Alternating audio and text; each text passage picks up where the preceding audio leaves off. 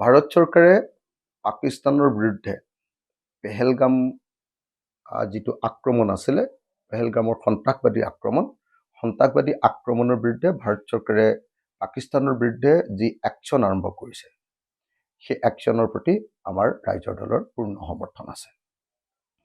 আমি স্পষ্টকৈ কৈ দিব খুজিছোঁ যে ৰাইজৰ দলে ভাৰতৰ আভ্যন্তৰীণ বিষয়ত ভাৰত চৰকাৰে লোৱা নিৰাপত্তাৰ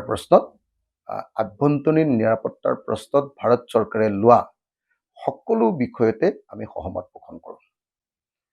তো যিহেতু এইটো এটা একদম ভাৰতৰ আভ্যন্তৰীণ নিৰাপত্তাৰ প্ৰশ্ন, জাতীয় নিৰাপত্তাৰ প্ৰশ্ন, তো সেইকাৰণে কেন্দ্ৰীয় চৰকাৰে যি একশ্যন লৈছে, কেন্দ্ৰীয় চৰকাৰে যি আক্ৰমণ কৰিছে, কেন্দ্ৰীয় চৰকাৰে যি পাকিস্তানৰ বিৰুদ্ধে যি ব্যৱস্থা গ্ৰহণ কৰিছে, তাৰ প্ৰতি আমি পূৰ্ণ সমৰ্থন জনাইছোঁ।